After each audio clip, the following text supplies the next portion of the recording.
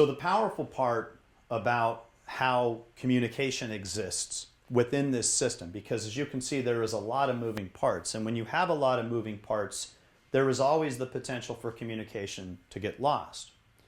The essential piece here is understanding that between the global and strategic and tactical, and how they work in synergy, all of those pieces in between provide the seeds for innovation and creativity. It's vital. So when we talk about this in the context of WASC, here's how it works. In a non-WASC year, the strategic team and global team meet twice. They meet once in October, they meet once in April. And that allows them to ensure that we're constantly focused on our goals of continual improvement. So they come together, they look at the areas identified by the WASC Visiting Committee as key areas for us to focus on, and then they review data points as to where are we at in relationship to that goal. Mind you now, they do that in off-WASC years.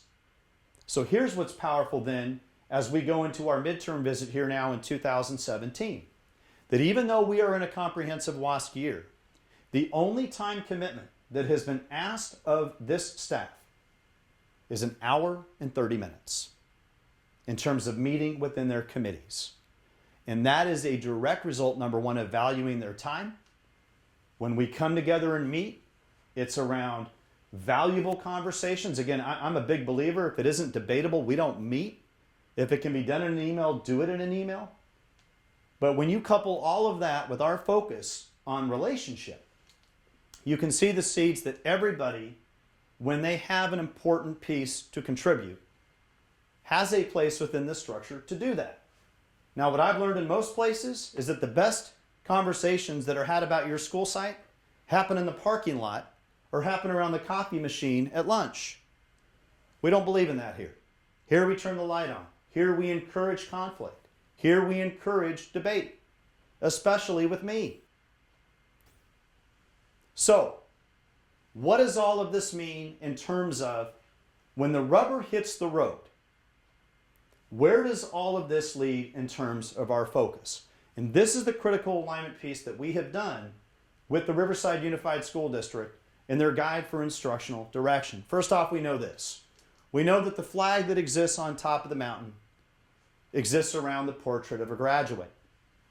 As you look right now at the screen in front of you, you're going to see there are 4 particular domains that the Riverside Unified School District, and again, poly teachers were intimately involved in this process, believe that students should be able to walk out of here with. Number 1, that they're able to master academic knowledge and skills, knowing academic disciplines and what they need to be successful and independent in the 21st century.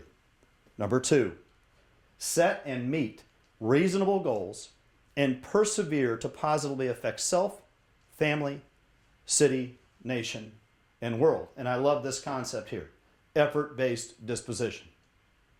Next, think critically, communicate effectively, and solve problems creatively. And lastly, a huge focus, not just for us on students, but on the adults in the building, is tend to their physical and social emotional well-being over time.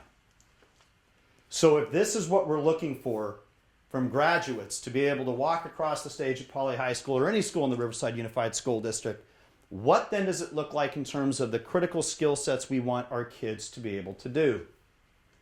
Here now I want you to look at evidence-based student learning. Number 1, higher order thinking. Close and analytic reading and listening. Communication using precise academic language. Structured collaborative conversations.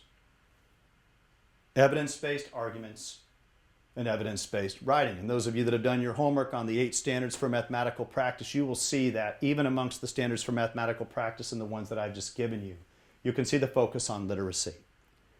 So going back to when we talked about the role of student engagement, here at Poly, when we say student engagement, what do we mean by that? Number 1, an academically engaging unit or lesson that elicits curiosity, promotes passion, cultivates resilience, and I dig this one, fosters cultural relevance. Here at Poly, and you'll hear in your journey here with us, that we have a huge focus on empathy, perspective taking. And when you look at the world around us right now and the polarization that exists, it is a huge skill set. So the big one now. What do we mean when we say rigor? Indicators of rigor at Poly. 1, students are able to make meaning and impose structure on information. They can take individual skills and create a process, kind of hitting back on that metacognition piece. And lastly, they are able to apply what they have learned in the classroom to what they do in their own life, and vice versa. That is huge. At Poly, you're going to hear a lot of conversations around depths of knowledge and what that looks like in the classroom, from teacher level questioning, student feedback to the teacher, etc. And lastly, where are we headed? I want to introduce you to the authentic learning spectrum. And what that simply refers to is moving from a teacher-driven, informing piece all the way over to a student empowerment piece. And this begs the personalized learning conversation. So we want to move beyond informing, where it's more teacher-centered around lecture, Cornell notes, guided practice, or reciprocal teaching, peer editing, think, pair, share, labs and experiments, and moving it into this realm around student-centered. And again, hitting back on student voice. And we're going to hear a lot more about that in the years to come around grit. But getting students to be involved in inquiry-based learning, meaning getting them to derive the need to know. Socratic seminar, cooperative learning. And I love this one, challenge-based. It's a big Marzano strategy where he argues, engineer controversy on the front end before you ever deliver content, and kids will derive the need to know. So when you look at our core values, when you look at the way that we have set up our organization to support those core values, how that leads to our focus and what we have done to align our efforts with the district, you can see that Poly High School right now is on the innovative edge, not only to be able to impact the students in our building and move beyond simple just achievement culture, but really focus on the authentic learning experience, as well as the adults.